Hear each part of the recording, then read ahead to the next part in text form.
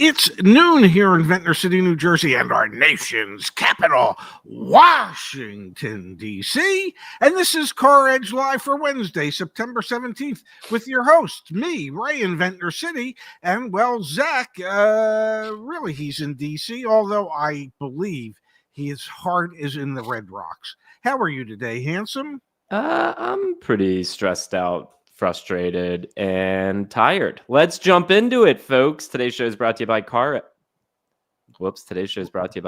but we're going to talk about the latest and greatest data from our friends over at AAA. Dad, new vehicle costs drop to $11,577. AAA's showing us, Dad, that maybe all that we're talking about with the car industry getting out of whack, things are too expensive, people can't afford cars. Maybe we're wrong, man. Maybe we're wrong. It's actually cheaper to own a vehicle over the most recent year than it was in the year past. Good news for the auto industry. I'm not buying it. I'm not buying. I guess the biggest difference I saw when I was looking at the numbers is the amount of depreciation has dropped, and the reason it has dropped is because, well, newer, lower mileage, higher quality used cars are worth more today than they've ever been because there's been a shortage of newer, lower mileage, high quality used cars. So if you factor in that the first year depreciation is less than what it normally would have been historically, then yeah, I guess you can come to the conclusion that the cost of owning a new vehicle today is slightly less than what it had been in the past. If we ever return to any sense of normalcy and depreciation reflects what has been the historic levels for depreciation, then ultimately the cost of ownership will be higher. So let's look at that data, Dad. We've got depreciation here is costing on average, and this is for vehicles over 5 years and 75,000 miles driven. It's costing an owner $4,334 a year in depreciation is what AAA found. So that's interesting there. Finance costs $1,131 per year based on a 5-year loan with 15% down at the national average interest rate. I think you and I both know, however, most people are financing for longer with less down. So I think that's one of the first data points here that comes into a little bit of question, doesn't it? We've seen that what the average transaction price today is about $48,000. A little over 40. Which even if I scroll up, Dad, I'll scroll up just for a second. They're using an average sales price of $38,938 because they're going back, to supposedly if you bought this car 5 years ago, but still. Well, we know today that the average transaction price is about $48,500. We also know today that the average new car finance, the average amount financed, is almost $43,000. And we know that the average new car payment is about $765 a month. So 10%. So yeah, maybe it's 15% down. But, I don't think that most people are putting 15% down. Having spent 43 years in retail automotive, I can assure you that very few people really had a significant amount of cash or trade equity to put down. And as loan terms get longer, it takes even longer to, have any trade equity. So typically today, people would have negative trade equity to put down, and then hopefully some cash to show some participation to the bank. Yeah, it is interesting, however, Dad. I mean, this is on the finance side, this is one of the areas where we saw the actual estimated cost to own a vehicle go down, which again, that's the big story here from AAA, is that they've found that it's actually cheaper to own a vehicle today than it was in years past. Estimated finance costs have decreased to $1,131 in 2025, down 15% compared to $1,332 in 2024. Please note, sticker price decrease is partially due to new vehicles this year. But I don't see how that actually can happen because the prices of vehicles have gotten more expensive. And the other area where they've found that the cost of ownership has gone down significantly would be fuel prices. The average fuel cost dropped to 13 cents per mile, a 12.8% decrease from last year, while regular grade gasoline for vehicles averaged 3.151 per gallon, down from 3.53 per gallon. Meanwhile, electricity prices for charging electric vehicles actually rose slightly to 16.7 cents per kilowatt hour, up from 15.9 cents. So these are the two areas. But I mean, fuel share, but that's fluctuates wildly. The Yes. idea that finance charges have gone down just is bewildering to me.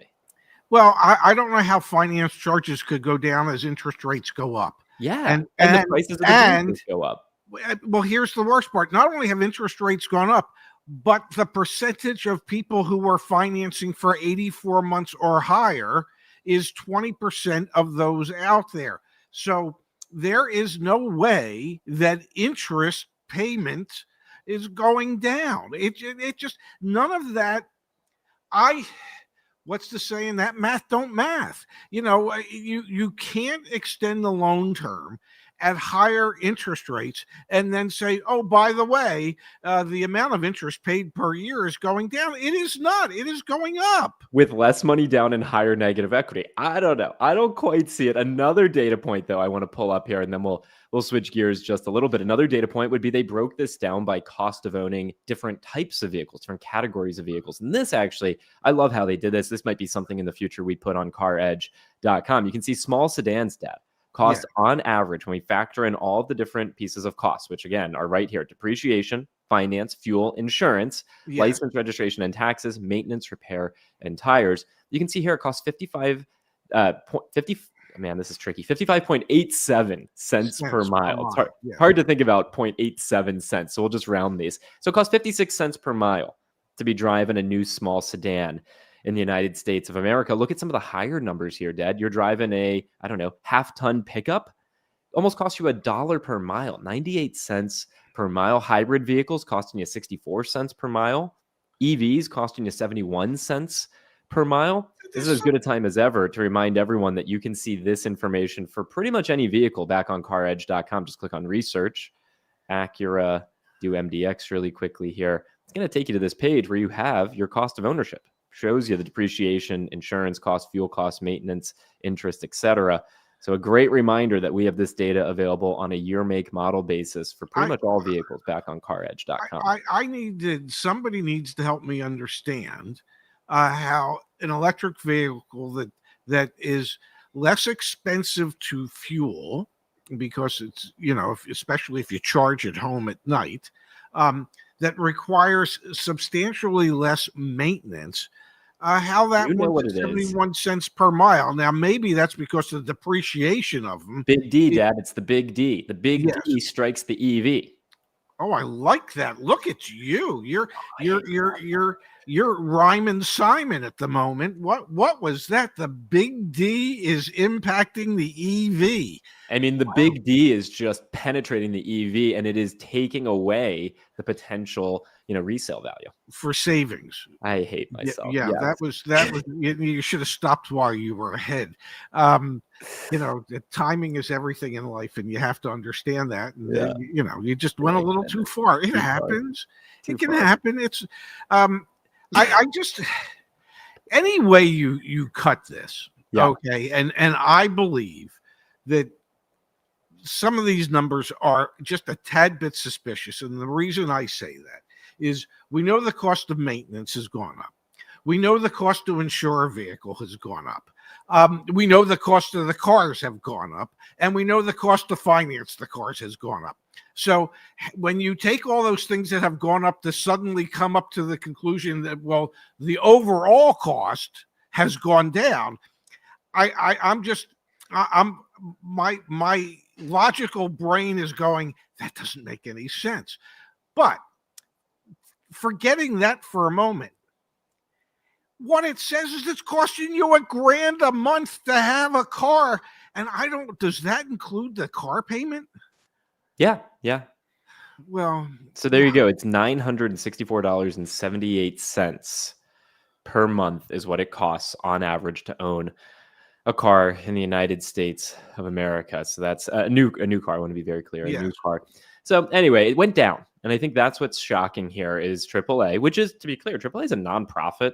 They have no agenda as far as I'm aware. They just want to sell you their membership so that they can give you roadside assistance. Like Well, that's their that's a only. pretty big agenda. Yeah, but I don't think this research is really influencing that. I New wouldn't vehicle think so. new vehicle costs drop, which just took my breath away when I saw it. Not what I expected at all. But I Yes. think my dad calls out some pretty good points. And I think in particular, what we're seeing on the depreciation side and the finance side kind of makes me question how this could be real. I'm right there with you. I do think obviously the data on fuel makes a lot of sense. Gas prices are not that high, but insurance, man, we haven't even talked about insurance. Insurance prices have skyrocketed. Yes.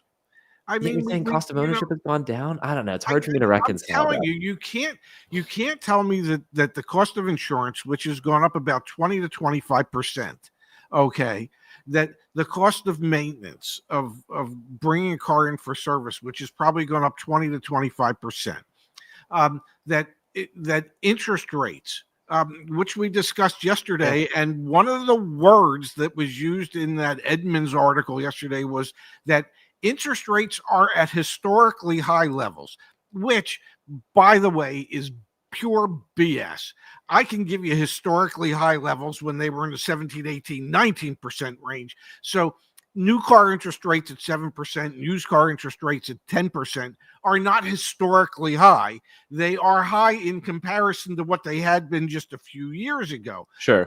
But you can't have maintenance go up 20%. You can't have insurance costs go up 20%. You can't have interest rates go up 20, 30%. You can't have the selling price of the vehicles go up 40% from 5 years ago. And then tell me that it costs less. You can't have all those increases and then have even a minor decline in the, it doesn't it doesn't compute in my simple ass little brain. You got too many things going up for one thing to be going down like that. How? So again, want to remind everyone, and then we will switch gears back on the CarEdge car search. So go to caredge.com, click on shop new or shop used. One of the great things that we've incorporated into all of our listings is if you scroll down here, we have cost of ownership. So you can see here for a 2025 Toyota Corolla LE, you should anticipate that it's going to cost you $35,108 over the next 5 years to own that vehicle. 37% of that expense is going to come from insurance, 26% from depreciation, 19% from fuel.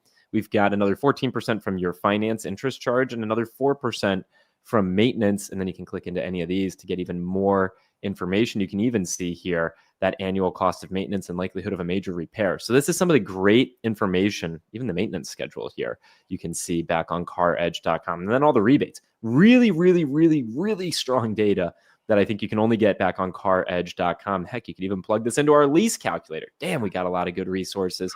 And it ties in directly here with what we're talking about with cost of ownership. So please, folks, if you're not using the CarEdge car search to find this information, you should. And Yes, obviously, it builds on top of that pretty crazy headline. It's costing less, supposedly, to own a vehicle. Dad, let's switch gears. I think this is one of those classic examples where less is more.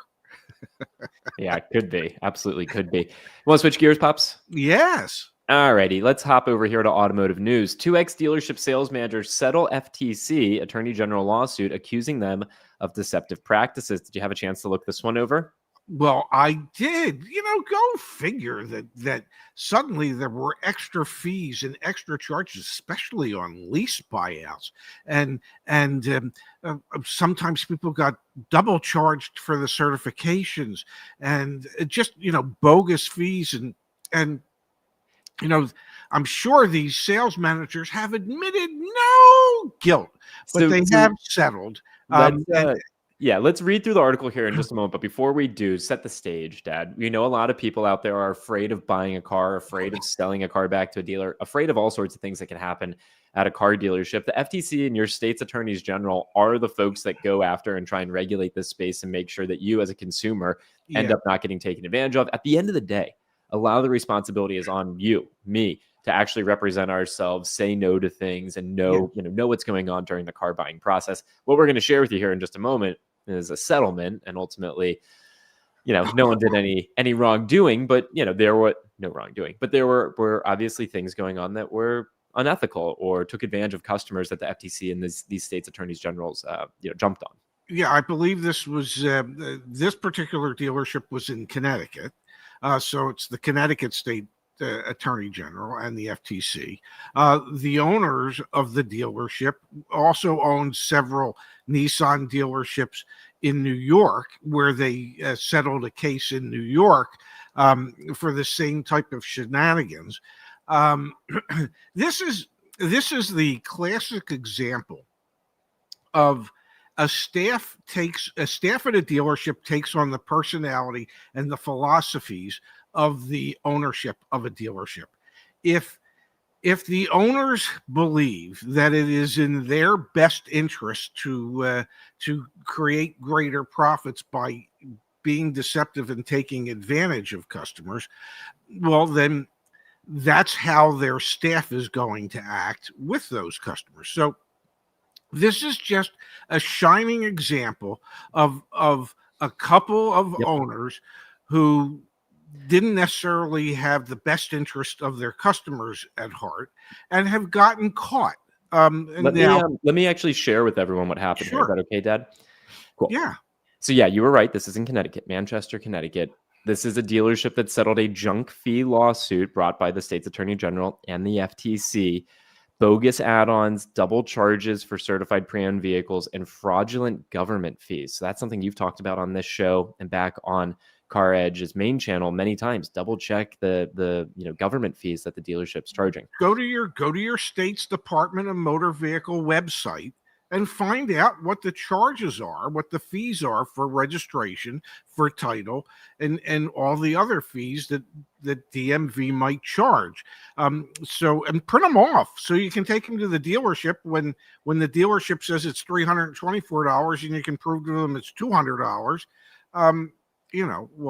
That might be enough of a signal to walk out of the damn dealership, but that's just me. So, Dad, like you said, these owners have already paid back $3.2 million in a separate case in New York. The New York State Attorney General brought to them in restitution and penalties because they overcharged more than 1,000 customers looking to buy out their leases. Now, we got the settlement that was just signed on September 9th. Yes. And this is to bring back and suspended $4.8 million.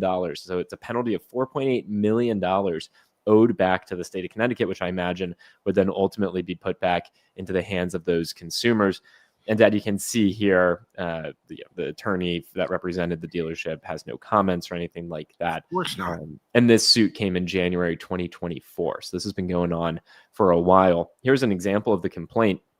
A customer seeking a certified pre-owned car advertised for $15,700 was hit with a $5,296 junk, quote, inspection fee for a vehicle the store already inspected. Another buyer negotiated a $20,500 price on a Nissan Rogue, but learned the promised monthly payments increased because the store tacked on more than $7,000 worth of add-ons to the amount financed. And yet another example, the customer is falsely told Connecticut registration and other fees were $345 when they were actually only $208. So these are some of the things, to be very clear, we make the same video over and over and over and over again. Ask for the out the door. When they ask you about monthly payment, don't say anything, out the door. This is why. Do you need to do that at every dealership? Probably not. There's a lot of good salespeople, sales managers out there. You could go and you could say, hey, here's my monthly budget. Here's what I want to do. But by chance you run into this group, no, you stick to OTD. You have all your information. Like, this is a prime example of bad actors. You insist upon a breakdown of every fee. You don't want to just see the total. You want to know how they got to the total out the door price. You want to know what the selling price was. You want to know if there's any rebates. You want to know if there's any dealer installed add-ons, what those add-ons are and what they charged for each one of those add-ons. You want to know what the state registration fee was. You want to know what the state titling fee was. You want to know what the electronic filing fee was. You want to know what the doc fee is. You want a breakdown of every fee so that, especially the state fees, you can compare it to the posted state fees that you've gathered once you went to the state's Department of Motor Vehicles website to find out what the actual fees should be. And we have a lot of this on the CarEdge website as well. Absolutely. But I don't want to sit here and suggest that every dealer is going to inflate state fees. I think most dealers would actually charge you what the state fees are, but you need to know that there's enough bad actors out there that you need to check at whatever dealership you go to. And the good actors won't mind providing you with that information and explaining to you where those fees came from and how they were calculated. It's the bad actors that are just going to kind of sort of hide things on you. So it's imperative that you always get that out the door breakdown as to how they got that bottom line figure with a clear understanding of what the charge is for each and every fee and line item. If what we're talking about scares the crap out of you, this is why we offer car buying services back on CarEdge.com, negotiation expert, or our full concierge service. Folks, we have professionals. This is all they do day in and day out. It's almost like having a personal assistant who handles all of the headache and hard work on your behalf. Encourage everyone here who is disinterested in having to deal with what we're describing. Go ahead, check out those services back on CarEdge.com. Dad, another story that's worth covering this morning. Dodge tries to balance electric and gas power in muscle car lineup. It is fascinating what's been going on over at Stellantis. A lot of changes.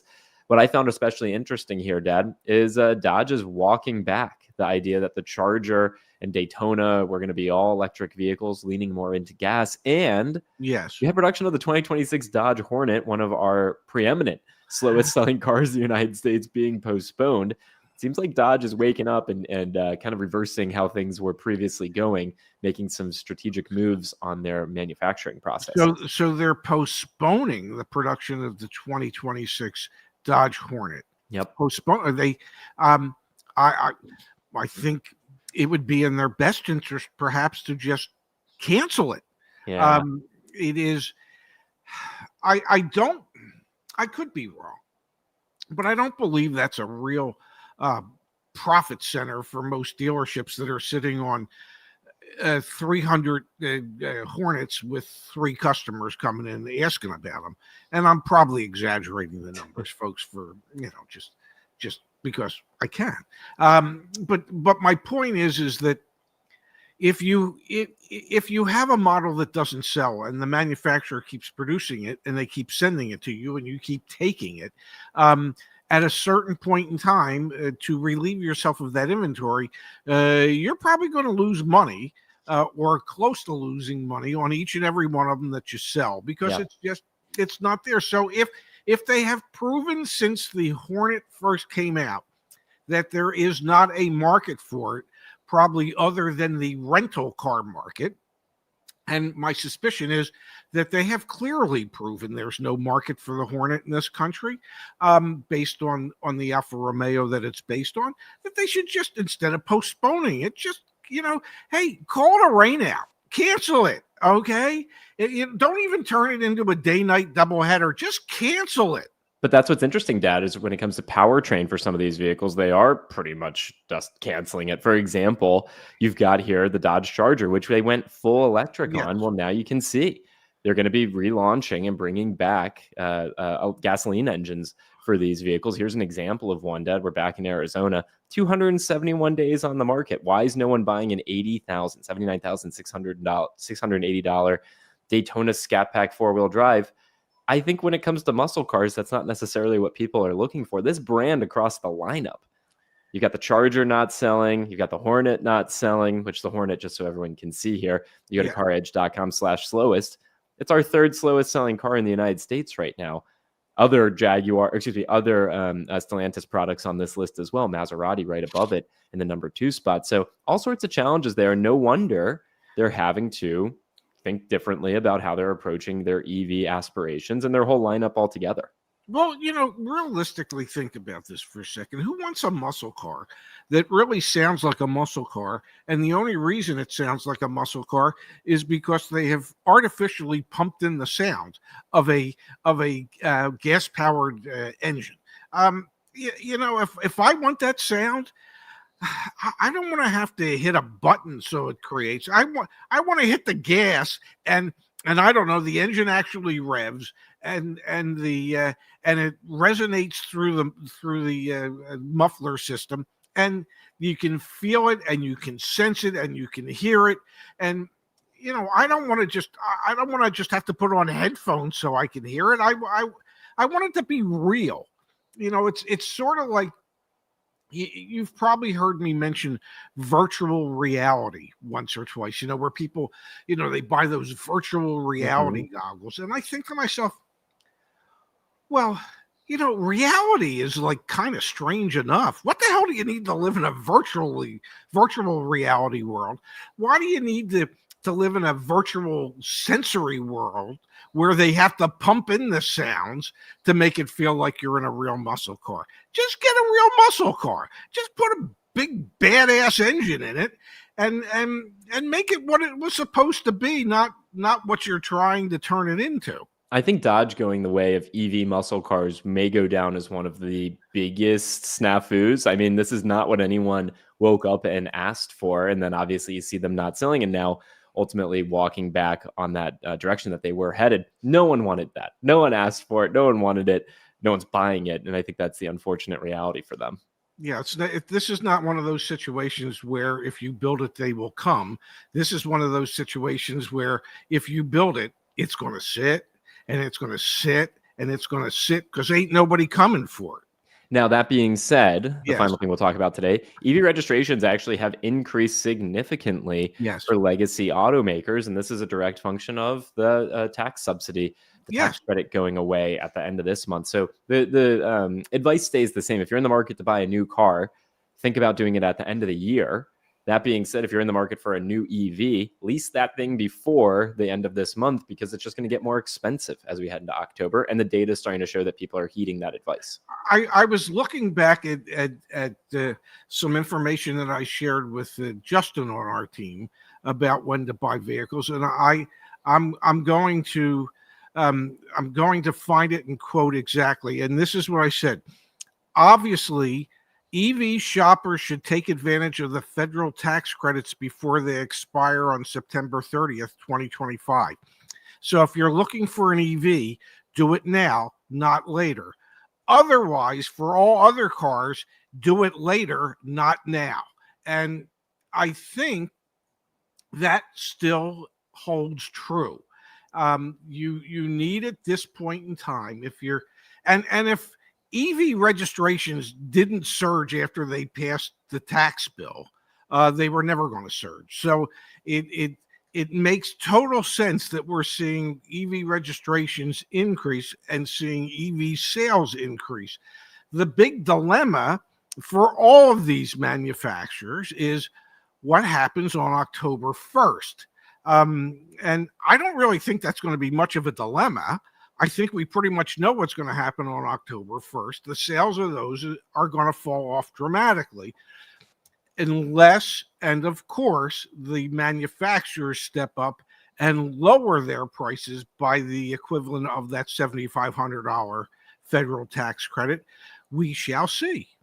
I kind of doubt that the manufacturers are going to subsidize or incentivize these things by $7,500. They're trying all they can do right now to liquidate them. Lucid said they will, but then again, Lucid is used to losing $250,000 on every Lucid that is sold. Yeah. So what the hell difference does it make if you're losing 250 or 257? It doesn't matter.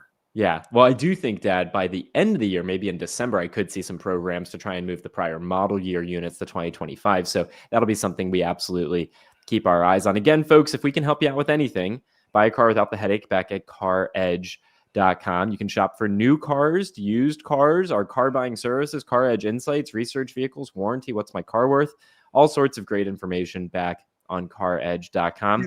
Learn why shoppers go to CarEdge first. Check it out, CarEdge.com, or do a quick Google search. and the website will pop right up. Can they shop for those elusive every vehicles in between? Every vehicle's in between. We got you covered, folks, back on the website. Okay, Pops, let's call it a show for today. We'll be back with more CarEdge Live tomorrow. We appreciate everyone tuning in and spending some time with us. If you enjoy the show, make sure you subscribe and enjoy a happy Wednesday, September 17th. Thank you, everybody, for being here. Thank you, handsome. Love you. And we will see you all back here tomorrow, and maybe a few more folks.